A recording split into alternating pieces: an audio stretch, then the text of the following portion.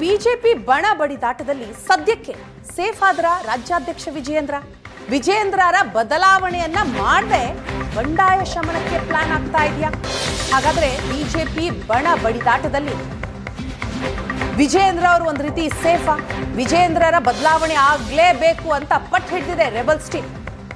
ಹಾಗಾದ್ರೆ ವಿಜಯೇಂದ್ರ ಬದಲಾವಣೆ ಆಗದೇನೆ ಈ ಬಣ ಬಡಿದಾಟಕ್ಕೆ ಬ್ರೇಕ್ ಹಾಕುತ್ತಾ ಹೈಕಮಾಂಡ್? ಅಂತಹ ಪ್ಲಾನ್ ಇದೆ. ಯತ್ನಾಳ್ ಮೇಲೆ ಕ್ರಮ ಇಲ್ಲ, ವಿಜಯೇಂದ್ರ ಬದಲಾವಣೆಯೂ ಇಲ್ಲ, ಇಂತಹ ಒಂದು ಚರ್ಚೆ. ವಿಜಯೇಂದ್ರ ಮುಂದುವರಿಸುವ ಬಗ್ಗೆ ಹೈಕಮಾಂಡ್ನಿಂದ ಚಿಂತನೆ ಆಗ್ತಾ ಇದೆ. ವಿಜಯೇಂದ್ರರನ್ನ ಬದಲಾವಣೆ ಮಾಡಬಾರ್ದು, ಅವರನ್ನೇ ಮುಂದುವರಿಸಬೇಕು. ಮತ್ತೊಂದು ಕಡೆ ರೆಬಲ್ಸ್ ಟೀಮ್ನವರಿಗೆ ಪ್ರಮುಖ ಹುದ್ದೆಯನ್ನ ಕೊಟ್ಟು, ಜವಾಬ್ದಾರಿಯನ್ನ ಕೊಟ್ಟು ಅವರನ್ನ ತಣ್ಣಗಾಗಿಸಬೇಕು. ಆ ರೀತಿಯ ಒಂದು ಚಿಂತನೆ. ವಿಜಯೇಂದ್ರ ಬದಲಾಯಿಸಿದ್ರೆ ಮತ್ತಷ್ಟು ಗೊಂದಲ ಆಗಬಹುದು ಅಂತಲೂ ಕೂಡ ಚರ್ಚೆಗಳಾಗ್ತಾ ಇದೆ. ಆದ್ರೆ ವಿಜಯೇಂದ್ರ ಅವರಿಗೆ ಇಷ್ಟು ದಿನ ಫ್ರೀ ಹ್ಯಾಂಡ್ ಏನ್ ಕೊಡ್ಲಾಗಿತ್ತೋ, ಸೊ ಅಲ್ಲಿ ಬ್ರೇಕ್ ಹಾಕೋದು, ಅವರ ವೇಗಕ್ಕೆ ಬ್ರೇಕ್ ಹಾಕೋದು ಈಗ ವರಿಷ್ಠರು ನಿರ್ಧಾರಕ್ಕೆ ಬಂದ ಹಾಗೆ ಕಾಣಿಸ್ತಾ ಇದೆ. ಇನ್ನು ಮುಂದೆ ರಾಜ್ಯ ಬಿಜೆಪಿಯ ಎಲ್ಲ ನಿರ್ಧಾರ ಹೈಕಮಾಂಡ್ನಿಂದಲೇ ಆಗುತ್ತಾ?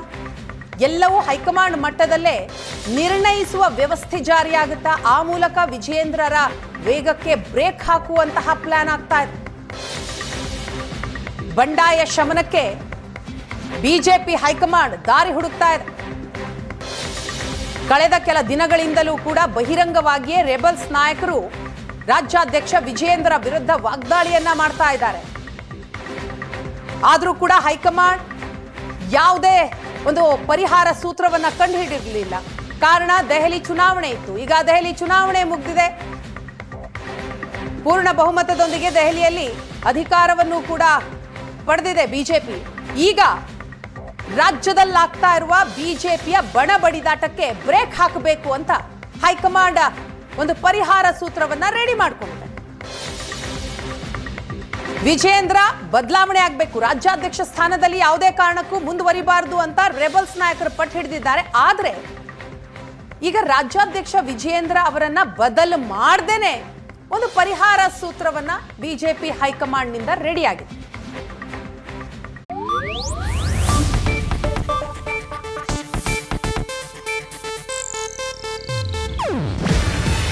ಇದು ಏಷ್ಯಾನೆಟ್ ನ್ಯೂಸ್ ನೆಟ್ವರ್ಕ್ ಪ್ರಸ್ತುತಿ.